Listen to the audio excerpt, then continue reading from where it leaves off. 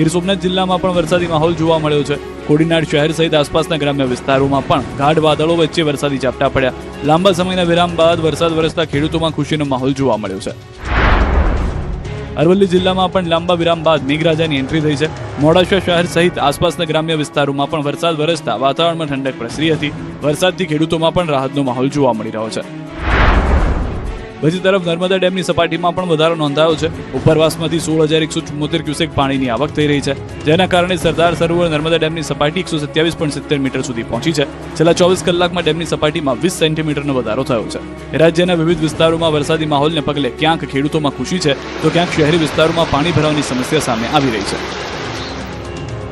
ખાડીપુર બાદ મહાનગરપાલિકાની લોકોને મોટી રાહત, 147 કરોડના વેરા માફીનું પેકેજ જાહેર।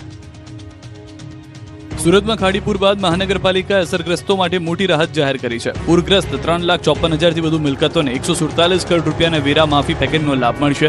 રહેણાંક મિલકતોની સાથે વેપારીઓને પણ આ યોજનામાં સામેલ કરવામાં આવ્યા છે। સુરતમાં તાજેતરમાં આવેલા વિનાશક ખાડીપુરે અનેક પરિવારો અને વેપારીઓને ભારે નુકસાન પહોંચાડ્યું હતું। અનેક વિસ્તારોમાં ઘરોમાં પાણી ઘૂસી જતા ઘરવખરી બરબાદ થઈ હતી, જ્યારે દુકાનો, ગોડાઉન અને નાના ઉદ્યોગમાં પણ લાખો રૂપિયાનો માલસામાન નષ્ટ થયો હતો। આ પરિસ્થિતિ વચ્ચે સુરત મહાનગરપાલિકાએ પૂર અસરગ્રસ્તો માટે મોટી રાહત આપવાનો નિર્ણય લીધો છે। મનપાની સ્થાયી સમિતિ 147 કરોડ રૂપિયાના વેરા માફી પેકેજને મંજૂરી આપી છે। હવે આ પ્રસ્તાવ અંતિમ મંજૂરી માટે સામાન્ય સભામાં રજૂ કરવામાં આવશે। આ યોજના હેઠળ કુલ 3,54,600 જેટલી રહેણાંક અને બિન રહેણાંક મિલકતોને લાભ મળશે, જેમાં 3,04,100 રહેણાંક મિલકતોનો સંપૂર્ણ મિલકત વેરો માફ કરવામાં આવશે। આ માટે મનપા અંદાજે 113 કરોડ રૂપિયાની રાહત આપશે। પૂરના કારણે અસરગ્રસ્ત વેપારીઓ માટે પણ રાહત જાહેર કરવામાં આવી છે। 50,500 જેટલી બિન રહેણાંક મિલકતોને પણ વેરા માફીનો લાભ મળશે, જોકે માત્ર બેઝમેન્ટ અને ગ્રાઉન્ડ ફ્લોર પર આવેલી કમર્શિયલ મિલકતોને જ આ યોજનાનો લાભ મળશે। મનપા દ્વારા મિલકત વેરા ઉપરાંત યુઝર ચાર્જ, સફાઈ ચાર્જ અને શિક્ષણ ઉપકરમાં પણ નિયમ મુજબ રાહત આપવામાં આવશે। પૂર બાદ ઊભી થયેલી ગંદકી અને આર્થિક નુકસાન વચ્ચે આ નિર્ણયથી અસરગ્રસ્તોને મોટી મદદ મળશે। રાજકોટના લોકોને મળશે પોપટપરા ગરનાળામાં ભરાતા પાણીની સમસ્યાથી છુટકારો। રાજકોટના પોપટપરા અંડરબ્રિજ દર વર્ષે વરસાદી પાણી ભરાવાની સમસ્યાથી હવે લોકોને રાહત મળવાની આશા છે। મનપાએ પાણીના નિકાલ માટે એક્શન પ્લાન તૈયાર કર્યો છે। દર વર્ષે થોડો વરસાદ પડતા જ પોપટપરા અંડરબ્રિજમાં પાણી ભરાઈ જાય છે। પાણીનું સ્તર સતત વધી જતા રસ્તા પર વાહન ચાલકોને મુશ્કેલીનો સામનો કરવો પડી રહ્યો છે અને કેટલીક વખત વાહનો તણાઈ જવાની સ્થિતિ પણ સર્જાય છે, જેના કારણે તંત્રને અંડરબ્રિજ બંધ કરવાની ફરજ પડે છે। આ સમસ્યાના કારણે આસપાસની સોસાયટીઓમાં પણ વરસાદી પાણી ભરાઈ જતા સ્થાનિકોને ભારે હાલાકી ભોગવવી પડે છે। હવે આ સમસ્યાના કાયમી ઉકેલ માટે મનપાએ એક્શન પ્લાન તૈયાર કર્યો છે। પોપટપરા રેલવે લાઇનની બંને બાજુ રેલવેની જગ્યા આવેલી છે, જ્યાંથી પાઇપલાઇન નાખવા માટે મનપા દ્વારા રેલવે વિભાગ પાસે મંજૂરી માંગવામાં આવી છે। આ અંગે રાજકોટ મહાનગરપાલિકા દ્વારા રેલવેને પત્ર વ્યવહાર કરવામાં આવ્યો છે। મંજૂરી મળ્યા બાદ વરસાદી પાણીના યોગ્ય નિકાલ માટે પાઇપલાઇનની કામગીરી હાથ ધરવામાં આવશે। જો આ યોજના અમલમાં આવે તો દર ચોમાસામાં પોપટપરા અંડરબ્રિજમાં સર્જાતી પાણી ભરાવાની સમસ્યાથી વાહન ચાલકો અને સ્થાનિકોને મોટી રાહત મળી શકે છે। 22 જુલાઈથી જામશે વરસાદી માહોલ, અંબાલાલ પટેલની આગાહી। તારીખ 22મી જુલાઈ આસપાસ એક મજબૂત સિસ્ટમ બની રહી છે। ગુજરાતમાં ફરી એકવાર વરસાદી માહોલ જામવાનો છે। હવામાન નિષ્ણાત અંબાલાલ પટેલે 22 જુલાઈથી વરસાદી માહોલ રહેવાની આગાહી કરી છે। ખાસ કરીને ઉત્તર, મધ્ય અને દક્ષિણ ગુજરાતમાં આગામી દિવસોમાં સારા વરસાદની શક્યતા વ્યક્ત કરવામાં આવી છે। રાજ્યમાં કેટલાક દિવસોથી વરસાદનું જોર ઘટ્યું છે, પરંતુ હવે ફરી એકવાર મેઘરાજા સક્રિય થવાના સંકેત મળી રહ્યા છે। હવામાન નિષ્ણાત અંબાલાલ પટેલના જણાવ્યા અનુસાર 22 જુલાઈથી રાજ્યમાં સાયક્લોનિક સિસ્ટમ સક્રિય બનશે, જેના પ્રભાવથી ઉત્તર અને મધ્ય ગુજરાતમાં વરસાદી માહોલ સર્જાશે। ઉત્તર ગુજરાતના ખેડૂતો માટે આ સારા સમાચાર છે। આગામી દિવસોમાં ઉત્તર ગુજરાતના અનેક વિસ્તારોમાં હળવાથી ભારે વરસાદ વરસી શકે છે। કેટલાક વિસ્તારોમાં 3 ઇંચ કે તેથી વધુ વરસાદ નોંધાઈ શકે છે। ઉત્તર ગુજરાતના ભાગોમાં મહત્તમ વરસાદ લગભગ 3 ઇંચ કે તેથી વધુ, કોઈ ભાગમાં 4 ઇંચ જેવો વરસાદ થઈ શકે। માત્ર ઉત્તર ગુજરાત જ નહીં, પરંતુ મધ્ય ગુજરાતમાં પણ સારા વરસાદની આગાહી કરવામાં આવી છે।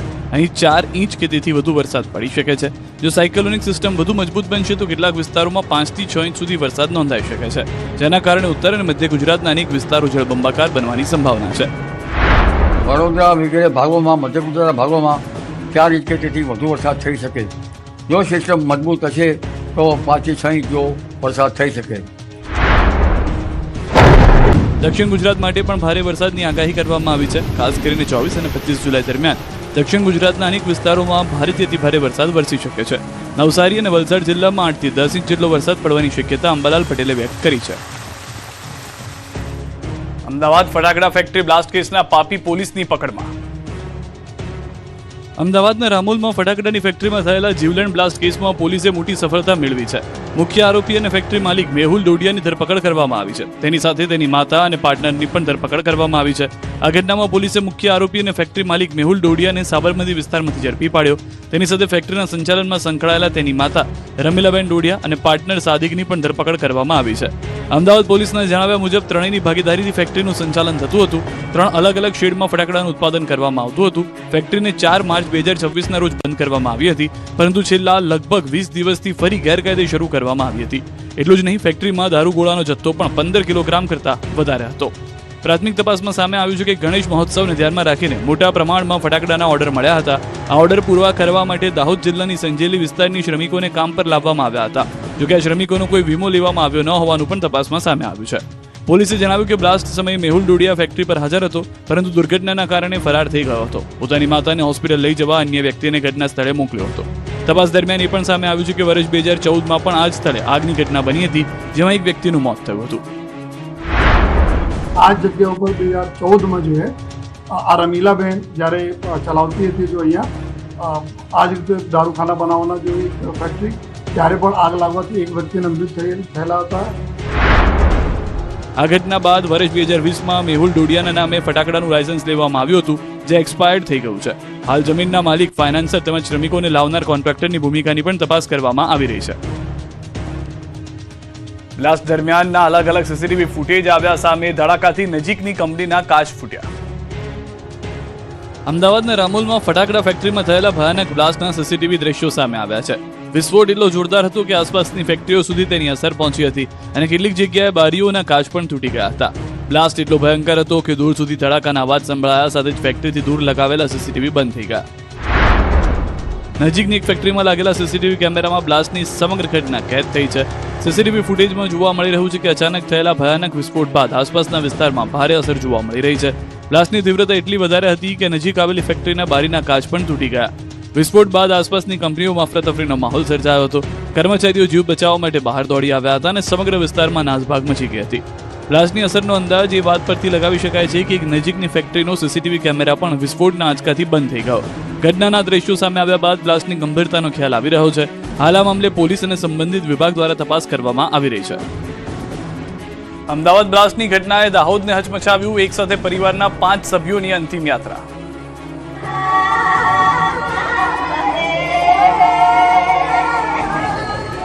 અમદાવાદની ફટાકડા ફેક્ટરીમાં થયેલા ભયાનક બ્લાસ્ટની સૌથી કરુણ તસવીર દાહોદ જિલ્લામાંથી સામે આવી. સંજેલી તાલુકાના ગોવિંદ તળાઈ ગામના એક જ પરિવારના 5 સભ્યોને પરિવારના મુખ્ય સભ્ય વગર જ અંતિમ વિદાય આપવામાં આવી અને સમગ્ર ગામ હિબકે ચડ્યું. પરિવારના વડા ગંભીર રીતે ઇજાગ્રસ્ત હોવાથી તેમની સારવાર ચાલી રહી છે. અમદાવાદની ફટાકડા ફેક્ટરીમાં થયેલા બ્લાસ્ટે દાહોદ જિલ્લામાં સંજેલી તાલુકાના ગોવિંદ તળાઈ ગામનો એક આખો પરિવાર ઉજાડી નાખ્યો. મજૂરી કરીને પરિવારનું ગુજરાન ચલાવવા માટે દંપતી પોતાના 4 બાળકો સાથે ફટાકડાની ફેક્ટરીમાં કામ કરવા ગયા હતા, પરંતુ ભયાનક બ્લાસ્ટમાં માતા અને 4 બાળકોના મોત થતા પરિવાર પર આપ ફાટી પડ્યું. મૃતકોમાં 40 વર્ષીય રમીલાબેન, 14 વર્ષીય રિંકુબેન, 13 વર્ષીય રવીના, 11 વર્ષીય શિવાની અને 4 વર્ષની નીરવનો સમાવેશ થાય છે. એક જ પરિવારના 5 સભ્યોના મોતથી ગોવિંદા તળાઈ ગામના ગામગીની છવાઈ ગઈ છે. ગામમાં શોકનો માહોલ જોવા મળ્યો. મૃતકોના પરિવારજનોનું આક્રંદ સૌને ભાવુક બનાવી ગયું છે. પરિવારજનોનું કહેવું છે કે રોજીરોટી કમાવા માટે તેઓ અમદાવાદ ગયા હતા, પરંતુ આ દુર્ઘટનાએ આખો પરિવાર છીનવી લીધો છે. ગીર સોમનાથમાં નબીરા બેફામ મંદિર નજીક બર્થડે પાર્ટીની ઉજવણી કરી ઈંડા ફોડ્યા. ગીર સોમનાથમાં નબીરાઓ બેફામ બન્યા છે અને હવે તો હદ વટાવી દીધી છે. આ નબીરાઓએ જાહેરમાં બર્થડે પાર્ટી તો ઉજવી, પરંતુ મંદિરની નજીક ઈંડા પણ ફોડ્યા હતા, જેને લઈને શિવભક્તોમાં રોષ ફેલાયો છે. પ્રભાસ પાટણમાં આવેલા વિશ્વ વિખ્યાત સોમનાથ મંદિર પાછળના વિસ્તારમાં બર્થડે પાર્ટી ઉજવવાનો વિડીયો સામે આવ્યો. યુવાનોએ મંદિર નજીક કેક કાપી ઈંડા ફોડતા નજરે પડી રહ્યા છે. સ્થાનિકોનું કહેવું છે કે મંદિર પાછળના વિસ્તારમાં આવી પ્રવૃત્તિ કેવી રીતે થઈ અને સુરક્ષા વ્યવસ્થા હોવા છતાં યુવાનો ત્યાં સુધી કેવી રીતે પહોંચ્યા તે અંગે પણ સવાલો ઊભા થયા. આ ઘટનાને લઈને પાટણ પોલીસની કામગીરી સામે પણ સવાલો ઉઠી રહ્યા છે. પોલીસની હાજરી અને સુરક્ષા વ્યવસ્થા વચ્ચે યુવાનો બેખોફ બની બર્થડે પાર્ટી ઉજવતા કાયદો અને વ્યવસ્થાની સ્થિતિ અંગે ચર્ચા શરૂ થઈ છે. હાલ સમગ્ર ઘટનાનો વિડીયો સોશિયલ મીડિયામાં વાયરલ થઈ રહ્યો છે. જોકે આ મામલે પોલીસ તરફથી શું કાર્યવાહી કરવામાં આવે છે તેના પર સૌની નજર છે.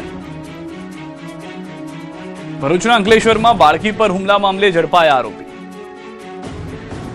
અંકલેશ્વરમાં બે બાળકીઓ પર હુમલાના ચકચારી મામલે પોલીસે વધુ કાર્યવાહી હાથ ધરી છે. સીસીટીવી ફૂટેજના આધારે પોલીસે મુખ્ય આરોપી પિતા ગુરુ ઉર્ફે દેવ જેસલ અને તેમની પત્ની ભાવના દેવ જેસલની અટકાયત કરી છે. સમગ્ર મામલે પોલીસ દ્વારા વધુ તપાસ શરૂ કરવામાં આવી છે. પોલીસ તપાસ દરમિયાન સામે આવ્યું છે કે સમગ્ર ઘટનામાં કાયદાના સંઘર્ષમાં આવેલી એક બાળકી અને એક વયોવૃદ્ધ દાદીનું નામ પણ સામે આવ્યું છે. જોકે બાળકી કાયદાના સંઘર્ષમાં હોવાથી અને દાદી વૃદ્ધાવસ્થામાં હોવાથી તેમની અટકાયત કરવામાં નથી આવી.